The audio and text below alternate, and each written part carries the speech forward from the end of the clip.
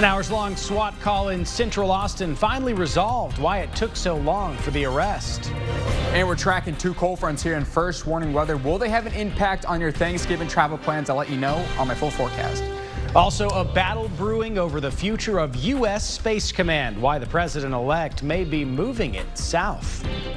Thanks for joining us tonight. I'm Nabil Ramadna. An early morning SWAT situation turned into an hours-long standoff today. This as police dealt with a man who barricaded himself in a car.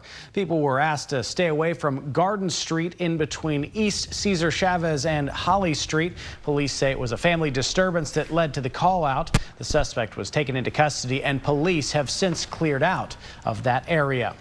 Now, part of the ceiling of a building on UT's campus collapsed earlier today. That's at the Norman Hackerman building on East 24th Street. Officials say the south side courtyard ceiling fell. Officials also have said that they had crews on scene and are not aware of any injuries at this time. There's no word on the cause of the collapse as of yet. First warning weather with meteorologist Tommy House. Hope you all had a great Sunday out and about. We have the sun setting less than 30 minutes from now. Here's our shot from downtown Austin, our Austonian weather camera. A few wispy clouds, but besides that, overall a fantastic day weather-wise. A little bit warm, but still upper 70s, mostly sunny skies. Things were relatively dry, humidity of 47%. We had no rainfall at all in the Lone Star State. Compared to where we were yesterday, we're actually about 5 degrees warmer, 4 degrees warmer in Austin and Fayette County, 5 degrees warmer in San Saba, Mason, Lano, 4 degrees warmer down in Gillespie County in Fredericksburg. Current temp check, still some 80s. Wow, San Saba 80, Lano County 81, 79 in Austin, 79, Georgetown 82. A few mid-80s east of I-35 down toward San Marcos. You're clocking in at 80. Things were gusty today. Strong southerly flow brought up dew points and also temperatures. 24-mile-per-hour wind gusts in Georgetown, 18-mile-per-hour wind gusts in Bastrop, 23-mile-per-hour gusts in Cameron. So we're talking about a cold front moving through on Monday. A second cold front the day before Thanksgiving. A chilly Thanksgiving and Black Friday. I'll have a full forecast in just a bit. Thank you, Tommy. The Lone Star State isn't the only one hoping to capitalize on the space race as a battle brews between two states to be the home of U.S. Space Command. That base houses the military operations designed to protect Americans from threats from space. Washington correspondent Vinay Simlat reports on the fight. Peterson Space Force Base in Colorado Springs has been the home of the U.S. Space Command since 1985.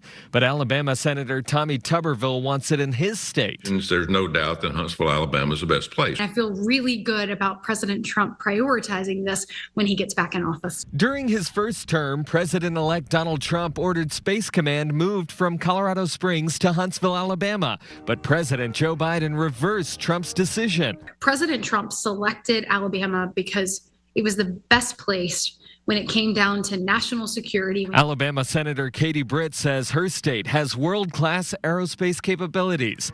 The rockets that took astronauts to the moon were built in Huntsville.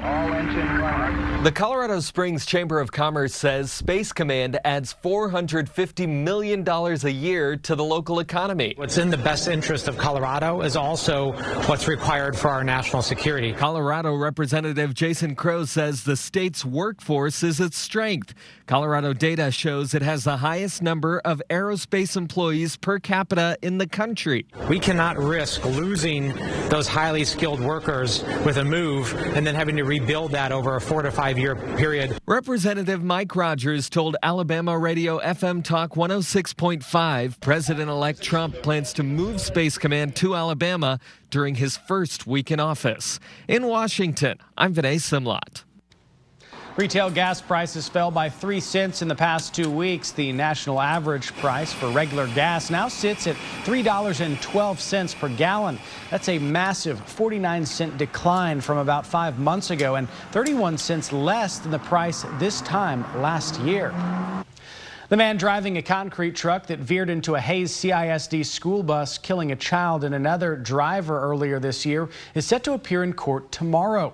Jerry Hernandez's first hearing was originally set for late last month before being moved to this coming week. He's facing charges of criminally negligent homicide. The crash happened while a Hayes CISD school bus was coming back from a field trip to the Bastrop County Zoo. The school bus wasn't equipped with seat belts, causing injuries to many on board. report and the death of that one child. Afterwards, the school district equipped all their regular route buses for the 2024 to 2025 school year with seat belts. Now to a recent uptick in shark bites and what some people are doing to reduce the number of attacks. This month, a Hawaiian surfer lost part of his leg after being bitten by a shark. Also, a Florida man was riding a wave when he saw a shark just feet away. News Nation's Xavier Walton spoke with the man who says this was the second time he's been bitten by a shark, and he's still alive to share his story. Meet Cole Tashman. He's on the long road to recovery after going toe-to-toe with an apex predator for the second time from the same beach. Instant craziness. It's like, I'm bit, get me out. The Florida surfer then rushed to St. Mary's Medical Center, where he needed 93 stitches, a handful of staples, and 2 surgeries. The slices on my feet were so precise and so sharp. It was as sharp as the scalpels that they use for surgery. So far this year, there have been at least 60 shark bites, according to TrackingSharks.com. More than half happening in places like Florida, Texas, and the Carolinas. So I had a close friend that was attacked by a shark. Since then, Nathan Garrison has been trying to reduce the number of shark bites. He's the co-founder of Shark Bands, a shark safety product. The band emits powerful electromagnetic waves, essentially overwhelming the shark's sensory organ when it gets too close. During several baited leg tests, you can see the sharks turn away at the last second. Really cool kryptonite thing, like turning their greatest strength against them. Just pressure, like the jaw force, I guess, is what I felt. After being attacked by a shark herself, Tia Farber turned to the shark's kryptonite so she could feel safe getting back in the water. I had speared a fish, and I had it on the tip of my spear gun, and a bull shark came around and charged me 3 times. Every time he came up close to where my band on my ankle was, just deterred right off. As for Cole, even after surviving a second shark bite, he still considers himself lucky. I could have lost toes and I could have severed my Achilles. You know, I'm so lucky that I got to where I am. KXAN.com/allergy has 24/7 updates for you here. One element is high, the other 2 low, most of them trending down. And we'll have updates for that in the coming few hours. So overnight tonight, we'll cool on down to the mid-60s, mild, and then 80s. We'll time 2 cold fronts in the next few days. The Menendez brothers will make a virtual appearance and could speak during a court hearing scheduled to take place on Monday, with a long road to freedom in their future, possibly. The brothers were convicted of killing their parents back in 1989. Robert Kvasik has more on how new evidence could change the brothers' case. Could these convicted murderers ever imagine finding freedom? When I asked Lyle Menendez that question 7 years ago from inside prison, this is how he responded. I think it would be a little torturous to dwell on that. If the Menendez brothers hope to leave jail after 35 years, the legal paths to pursue begin in court next week. High-profile defense attorney Mark Garagos prepping the brothers for what's ahead. With them quite often, actually. The attitude is, it's been a roller coaster of emotion. Let's just keep an even keel and try to not get too high in our expectations or too low. One hearing will focus on new evidence uncovered after Jose and Kitty Menendez were murdered in their Beverly Hills home. This was just sort of an explosion of emotion. At that time, we were definitely reacting to what we thought we had to do. The evidence includes this letter from Eric to a cousin, said to be written 9 months before the murders. It is the first physical evidence that alludes to sexual abuse Eric claims he suffered at the hands of his father. In 2017, Lyle said he fears for the demons that still haunt his brother. Child rape is a crime against memory and sleep. Is it too much? You know, am I just going to hear that my brother committed suicide? Another hearing will focus on the brothers' life in prison. I believe that they have paid their debt to society. Outgoing DA George Gascon wants them resentenced. He was impressed with all they've accomplished these last 35 years, especially when you consider the brothers were there for life. 7 years ago, we asked Lyle Menendez if he could even hope for life after prison. For me, hope is just keeping one's spirit strong, believing that, you know, your life is not a failed life just because it's marked with so much tragedy. But my brother and I just try to stay healthy and keep our spirits up, and we'll see what happens. And if you're a lover of short films, listen up. Next weekend, the second annual 512 ATX Short Film Festival will be held here in Austin. The festival will feature a number of short films with most of the directors from right here in Austin. The event will feature films, of course, but also allow participants to speak with directors. And there's also an awards ceremony. The event is next Saturday, November 30th at AFS Cinema. The 512 ATX Short Film Festival is a celebration of creative storytelling. Austin is such a creative hub in so many different ways, but with filmmaking especially, we've really seen it grow. Now, tickets are $22 to attend. That includes a drink and some snacks. Coming up tonight at 9 on the CW and 10 p.m. on KXAN. We'll talk more about the festival, and we'll also introduce you to Jack Kaiser, a local director who talks to us about his film and the growing film industry in Central Texas. First warning weather with meteorologist Tommy House. A warm day in Central Texas. 83 was the high in Austin. We should be in the upper 60s this time of year, so about 15 degrees above that threshold. And here's why. High pressure moved to our east, and we have a lot of southerly flow just piling in warm air, southerly winds, gusty conditions up to 30 miles per hour, and an uptick in humidity as well. Marble Falls, sun setting in the next few minutes, courtesy of River City Grill and Highland Furniture. What a great shot there. The reflection off the water, that is perfection. Tonight, 63 degrees. We should be in the upper 40s, so we're going to be on the mild side. Winds will turn light and variable. And tomorrow, another gusty day, a little bit warmer, 85. We're timing a front moving through, though. Tomorrow afternoon, that will cool us down into the evening hours. Our winds will shift from the south to the north at 5 to 15 miles per hour. So we could be getting close to a record, 88 degrees tomorrow. That's the record set back in 2019. And my forecast for Monday is 85 degrees. Here's the front moving through. Put a picture to all this here.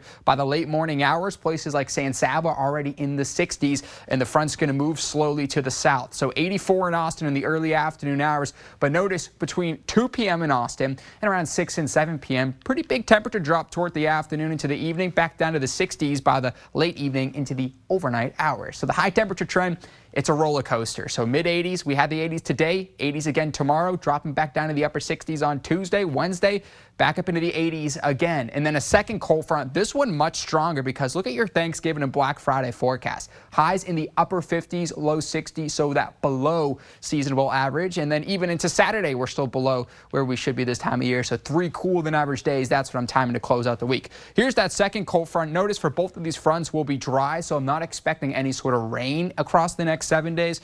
We do need the rain as most of Travis County is in an extreme drought, but most of the shower and precipitation will be well to the east of us toward Louisiana, Mississippi, and Alabama. So if you are traveling to the southeast for Thanksgiving, just keep that in the back of your mind. But if you're going to be in Texas, no need for that umbrella or rain jacket. Here's your official Thanksgiving Day forecast. Drawing Tom the turkey there because, you know, my name's Tommy. I have to do it. 63 degrees for Thanksgiving, and we'll have a mix of clouds and sunshine out and about. 6 to 10 day temperature outlook. We're dealing with that cooler than average, as I showed you, trend. That is great news. We have been dealing with just the warm for weeks on end now, and even Friday morning. So with Black Friday, if you're shopping out the door, maybe 6 a.m. when you head over to the stores before they open, you get that big thing that you want for Christmas. Look at this. It's going to be nice and cold, so dress accordingly, maybe even freezing again for the hill country and in the upper 30s in the metro area. Again, that's going to be for Friday morning, so hats, gloves, jackets, you get the deal. Here's your 7-day forecast. It's a roller coaster, as I mentioned, 80s, 60s, 80s, 60s. Thanksgiving, 63, overnight lows in the upper 30s early Friday. And then Texas football. I know we're going to be in College Station, but in Austin, 67 degrees and 10% chance of showers, maybe early next week, but the next 7 are looking relatively dry. This is KXAN Sports, brought to you by Thomas J. Henry. Good afternoon, all. Happy Sunday. It was a perfect weather day a day ago for Texas football. Senior day, emotional for the Longhorns. Final regular season home game, that is. Could have one more. And what an ending for Jahdae Barron and this Longhorn team on Senior Day. It was Jahdae's defensive backfield mate, Andrew Makuba, with an unbelievable interception to end it. Just running down the field, going to say hi to Bevo. That's the good news for Texas. Offense did struggle a bit in this one. That in part because Quinn Ewers in this play in the first half injured his ankle. Talks more about it in a second. Limp kind of got worse throughout the game. Did it for Ewers. Was able to finish the game. But Sark and QB1 talked post-game on the injury. it just kind of kept tightening up on them. And at that point, I just said I didn't feel like it was worth having to expose them as the way we were starting to run it. It's just a little tender. I mean, just gonna do as much treatment as I can. And it was on. I was around the 50-yard line, and I stepped up and kind of took off running a little bit, and then kind of got hip drop tackled, and I think he kind of just rolled up on it a little bit. But it's football, and stuff like that happens. Well, next up for Texas, as Tommy said, they're heading to College Station against Texas A&M for what will be a fun one. They went to 4 overtimes a night ago against Auburn. In the 4th overtime, home team Auburn, Peyton Thorne to Keandre Lambert-Smith. They convert the 2-point conversion. So Texas A&M needs to convert what is basically a 2-point conversion to extend the game, go to a 5th overtime. They run a trick play. Marcel Reed to Amari Daniels. Good game, but drops that one. And the Aggies stumble. Another SEC loss for them. Their 2nd. They fall on the road. But that does not take away from what next Saturday is going to be at Kyle Field. Saturday night, 6:30. The winner of this game is going to the SEC Championship in Atlanta against the Georgia Bulldogs. Should be a fun one. All right, welcome back. Logical thinking may have suggested the Cowboys game today would not have been very entertaining. They're bad. And as far as the opponent, they're very good. The Washington Commanders, at least record-wise, but we don't really like logic all the time. This game was insane. Dallas will start in the second half up 20-17 with 3 minutes left. Kevontae Turpin, not the way you want to start a kick return after Washington scores. How about that spin move, folks? All the way to the house after that. Possibly the highlight of the Cowboys' season to that point. But this game was just getting started. Then the Commanders got a field goal. They get the ball back down 27-20. No timeouts left. With 30 seconds to go, they need a miracle. They've already got one this season. First play for them. 86 yards to Terry McLaurin. Man, this Cowboys season, if you want them to get a good draft pick, you're probably happy about this. But they score. Dan Quinn says, let's go for 1, not go for 2 to tie. Austin Seibert, kicker, he's been great this year. DeBill, not great right there. And there was still some more craziness after. We only have so much time. Long story short, not even that short, Cowboys win this one in a thriller over Washington. To the Texans, this one was also supposed to be not that exciting. C.J. Stroud and company, well, that's the end of the game, basically. That's the tease video we were trying to show earlier. Texans and the Titans, this one went down to the wire as well. Houston ends up losing 32-27. We'll get you the full highlights later, but C.J. Stroud and company, not the best day on offense. Tennessee upsets the Texans just like Florida did to your Ole Miss Rebels a day ago. Mr. Nabil. You know what your favorite social media influencer would say? You? The Titans brought the Texans. They did. They brought the boom. Yeah, they did, unfortunately. Well, it was a big night for KXAN last night at the Lone Star Emmy Awards. Our team took home 7 Emmy Awards for series like Backroom Botox and Outlaw, a half-century criminalizing LGBTQ Texans, among others. Now, you can find out more about our award-winning investigations if you head to KXAN.com and click on this story. Always nice to see all the hard work pay off, and those crew there, they did a nice job putting those stories together. I don't know if you've seen them. Sports is getting one next year. Putting it in stone now. Absolutely. We'll do sports and weather takeover. Yeah, there we go, Tommy. Speaking of weather. Oh, good transition there, Bill. Let's talk about your 7-day forecast. Very natural. Yeah, natural. 80s, 60s, 80s, 60s. A cooler Thanksgiving and Black Friday. Overnight lows early Friday morning could be in the 30s. Our average first freeze is December 1st. So we're getting close to that time of year, y'all, where those cooler temperatures settle in. Not too bad to have a 63 day on Thanksgiving. Not bad. Awesome.